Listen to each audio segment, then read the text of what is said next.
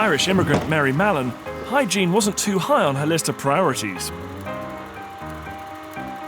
Which was unfortunate because Mary was a cook. By not washing her hands, Mary was unknowingly spreading typhoid. Its symptoms included diarrhea and a terrible fever. Mary couldn't understand why, everywhere she worked, people kept getting sick. Some even died.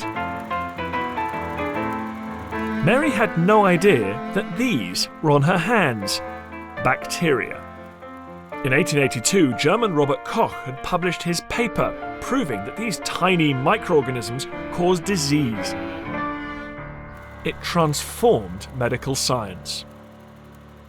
This was a groundbreaking moment. For the first time, scientists could actually see the enemy. And it also gave birth to a new science of microbiology, where they discovered how different bacteria caused a host of different diseases.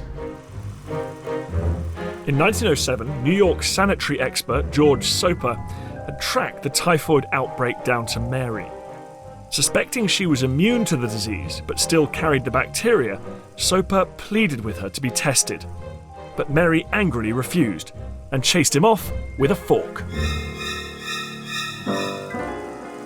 Soon after a visit from the health board, Mary found herself locked up in quarantine, where she remained for 3 years until she promised never to be a cook again. 5 years later, there was another typhoid outbreak. 25 people were infected and 2 died. Again, it was traced back to a single cook, although this time it was to a Mrs. Brown.